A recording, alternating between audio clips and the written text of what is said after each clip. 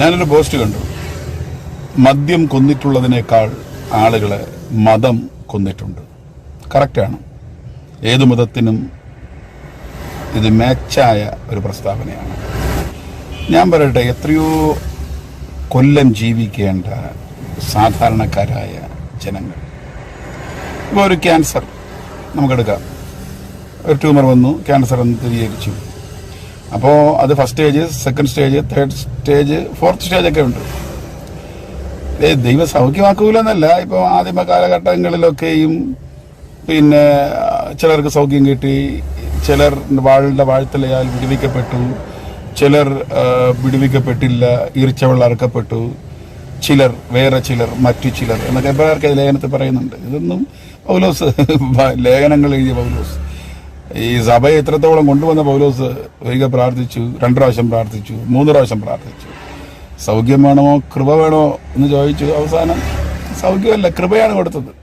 എനിക്ക് പരിചയമുള്ളതും അല്ലാത്തതുമായ പല സഹോദരങ്ങൾ ഈ ക്യാൻസർ മറ്റു പല മാരക അസുഖങ്ങളിലൊക്കെ അകപ്പെടാറുണ്ട്. ക്യാൻസറിനൊക്കെ first stage, second stage, third, fourth സ്റ്റേജൊക്കെ ഉണ്ട്. ഇതിനിടയിൽ ഇടവേളകളിലുള്ള സ്വസ്ഥത, കീമോ അല്ലെങ്കിൽ റേഡിയോ എടുത്താലും ഇടവേളകളിലുള്ള സ്വസ്ഥതകൾ അല്പ റിലീഫൊക്കെ കിട്ടാറുണ്ട്. ഇവരെന്ത് ചെയ്യും? മരുന്ന് കഴിക്കുന്നില്ല, കീമോ എടുക്കണ്ട, ഇനി ഒന്നും ചെയ്യണ്ട, ടെറ്റലസ്റ്റായി തീർന്നു, പൂർത്തീകരിച്ചു. വാസ്തവത്തിൽ ഈ പാസ്റ്റർമാർ, ബ്രദറന്മാർ, ഈ ധ്യാന ഗുരുക്കന്മാർ എത്രയോ എണ്ണത്തിനെ കൊന്നിട്ടുണ്ടെന്നറിയാമോ? എടാ, നീയൊക്കെ അന്നൊരു വാക്ക്, ഓക്കെ, ഡോക്ടർ എന്ത് പറഞ്ഞു? സഹോദരി, ഓക്കെ, അടുത്ത് ചെക്കപ്പ് ചെയ്യാൻ പറഞ്ഞു. അവിടെ അത് കഴിഞ്ഞിട്ട് ഈ ഡോക്ടറെ അടുത്ത് വരാൻ പറഞ്ഞു, ഈ ഒരു സർജറി ചെയ്യാൻ പറഞ്ഞു, അല്ലെങ്കിൽ ഇന്നൊരു കാര്യം ചെയ്യാൻ പറഞ്ഞു.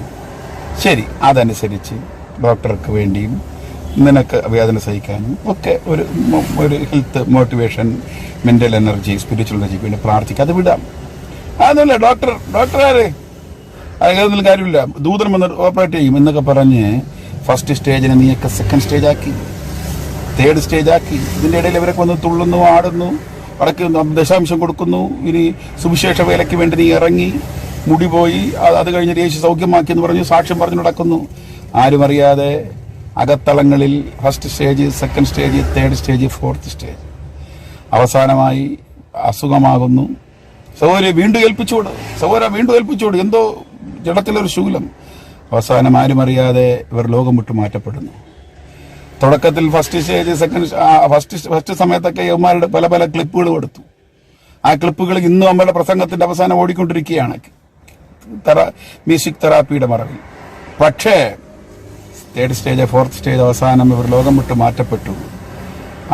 അവരെ വീട്ടിൽ പോയി ഒരു ആശ്വാസവാക്ക് പോലും ഇവർ പറയാൻ പോയില്ല. പോയാൽ നാട്ടുകാർ അടി കൊടുക്കും, അത് വിടാം. എങ്കിലും പക്ഷേ അങ്ങനെയുള്ള ചരിത്രത്തിന്റെ ഫോളോ അപ്പ് വർക്ക് സത്യസന്ധപരമായി എല്ലാ മതത്തിലും, എല്ലാ മന്ത്രവാദികളുടെ ഇടയിൽ, ജിന്നുകളെ ഒഴിപ്പിക്കണമാര്, പാസ്റ്റർമാര്, അച്ഛന്മാര്, ധ്യാനഗുരുക്കന്മാർ, യവന്മാരുടെ ഏരികൾ മതത്തിലൂടെ ചൂഷണം നടത്തുന്നവരുടെ ഫോളോ അപ്പ് വർക്ക് എടുത്താൽ മദ്യം, മയക്കുമരുന്ന് കൊന്നിട്ടുള്ളതിനേക്കാൾ അധികം പേര് മതം കൊന്നിട്ടുണ്ട്. ഈ അപകടം മുഴുവൻ വ്യക്തികൾ മനസ്സിലാക്കണം. നമുക്ക് തെളിവുള്ളവരാകണം, സുബോധമുള്ളവരാകണം.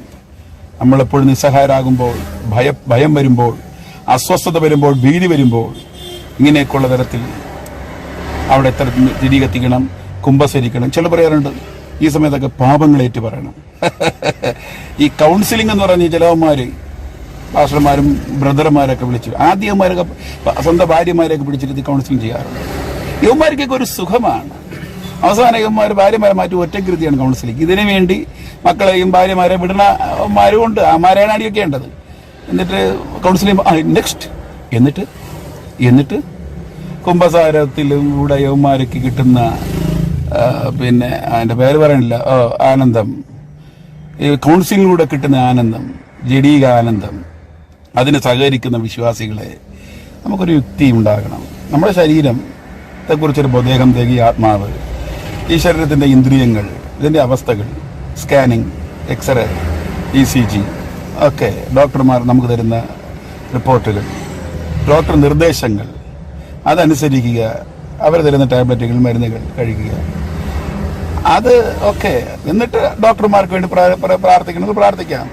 നമുക്ക് ഈ മരുന്ന് ഫലവത്താകാൻ വേണ്ടി പ്രാർത്ഥിക്കാം. നമ്മുടെ വിശ്വാസം ആ തരത്തിലാണെങ്കിൽ നമുക്ക് മനസ്സ് മോട്ടിവേഷനാകാൻ പ്രാർത്ഥിക്കാം, ആത്മാവ് മോട്ടിവേഷന് വേണ്ടി പ്രാർത്ഥിക്കാം. ഈ അടിസ്ഥാനം ഇതൊക്കെ എല്ലാം വിട്ടിട്ടല്ല, ഇതെല്ലാം കൂടെയാകുമ്പോൾ ഇതിനെയൊക്കെ എല്ലാം ഇതൊന്നുമില്ല സഹോദരി, അതെട് കെട്ടെട്. ചിലവന്മാർ പറഞ്ഞിട്ടില്ലേ, പിന്നെ ഓപ്പറേഷൻ ചെയ്ത് വെച്ചിരിക്കും, അത് മാറ്റുക, ഇനി അതൊന്നും ആവശ്യമില്ല, മുഴ പോയി, തെറിച്ചു പോയി. സത്യസന്ധപരമായി ഈ ഭാഷമാരും അച്ഛന്മാരും മന്ത്രവാദികളും ഇവനൊക്കെ എല്ലാം സുഖം സൗഖ്യം സൗഖ്യം കൊടുത്തു എന്നൊക്കെ പറഞ്ഞ് ചുരുക്കി പറഞ്ഞാൽ കൊലപാതകം എന്നൊരു കുറ്റം ഇവിടത്തെ ആത്മീക ആൾദൈവങ്ങൾ ആചാര്യന്മാർ എന്ന് പറയുന്ന ഉടായ്പകൾ ചെയ്തിട്ടുണ്ട്. ദൈവത്തിന്റെ ദൃഷ്ടിയിൽ നിങ്ങൾ കൊലപാതകം ചെയ്തു. ബൈബിൾ പറഞ്ഞിരിക്കുന്ന ഒരു സ്ത്രീയെ മോഹത്തോടെ നോക്കി വിചാരം ചെയ്തു. കൂട്ടുകാരന്റെ മറവിൽ സംസാരിച്ചാൽ കൊലപാതകം ചെയ്തു. സഹോദരന്റെ സമാധാനം മോഷ്ടിച്ചാൽ മോഷണം നടത്തിയെന്നാണ്. അങ്ങനെയാണ് എങ്കിൽ ഈ തരത്തിൽ ദീർഘകാലം ജീവിക്കേണ്ട ഒരു വ്യക്തിയെ ഇപ്പൊ സൗഖ്യമാക്കി ഓ ഹോ ഹോ എന്ന് പറഞ്ഞിട്ട് മരുന്നും കഴിക്കണ്ട അത് കഴിക്കണ്ട എന്ന് പറഞ്ഞിട്ട് അവന്റെ മനസ്സിനെ യാഥാർത്ഥ്യത്തിൽ നിന്ന് ദിക്കിനെ തിരിയിപ്പിച്ച് നീ വലയിപ്പിച്ചെങ്കിൽ നീ പച്ചക്കൊലപാതകം ചെയ്തു. പച്ചക്കൊലപാതകത്തിന്റെ ശിക്ഷ ഈ ഭൂമിയിൽ നീയും നിന്റെ തലമുറകളും നിത്യത എന്ന് നീ വിശ്വസിക്കുന്നെങ്കിൽ അവിടെയും നിനക്കത് കിട്ടും. ഇവിടെ എന്തൊക്കെ നേടിയാലും. അതുകൊണ്ട് ഈ തരത്തിൽ ഇതുവരെ ചെയ്തവന്മാരുണ്ടെങ്കിൽ നിങ്ങൾക്ക് മാനസാന്തരപ്പെടുക, മടങ്ങി വരിക.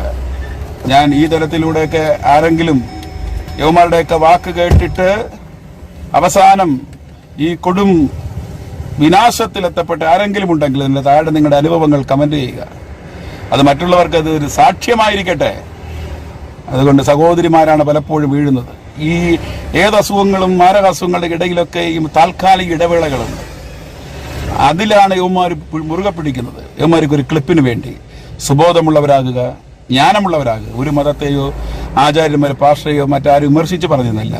ഈ കാലഘട്ടത്തിലുണ്ടാകുന്ന സത്യസന്ധപരമായ ദൈവം നമുക്ക് നൽകി തരുന്ന ദീർഘായുസ് ജീവിക്കണമെങ്കിൽ ബുദ്ധിയോടെ സുബോധമുള്ളവരെ പോലെ നമ്മുടെ ആരോഗ്യം, നമ്മുടെ ശരീരം, നമ്മുടെ മനസ്സ്, നമ്മുടെ ആത്മാവ്, ഇതൊക്കെ ഈ ഗൂഗിൾ സെർച്ച് ചെയ്യുന്ന പങ്കിളി ഗൂഗിളിങ് ഇതൊക്കെ വെച്ച് മതിയാക്കുക. എന്തെങ്കിലും വന്നു കഴിഞ്ഞാൽ ഉടനെ ഗൂഗിളിങ് അതൊക്കെ വെച്ച് മതിയാക്കുക.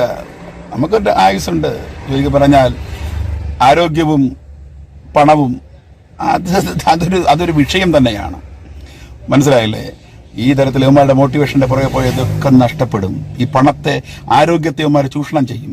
പണത്തെ വടക്ക് ദൈവവേല, അത് ഇത് ഇത്യത എന്നൊക്കെ പറഞ്ഞ് ഇവന്മാർ ചൂഷണം ചെയ്യും. സത്യസന്ധപരമായി ആരോഗ്യത്തെ കാത്തു സൂക്ഷിക്കുക, നല്ല ഭക്ഷണം കഴിക്കുക, എക്സർസൈസ് ചെയ്യുക, മനസ്സിനെ കോൺസെൻട്രേറ്റ് ചെയ്യുക. അപ്പോൾ നമുക്ക് നല്ല പ്രാർത്ഥിക്കാനും ആരാധിപ്പാനും ചൊടിയൊടുപ്പഴ് വർത്തമാന കാര്യങ്ങൾ ഈടുപെടേണ്ട അന്തരീക്ഷമുണ്ടാകും.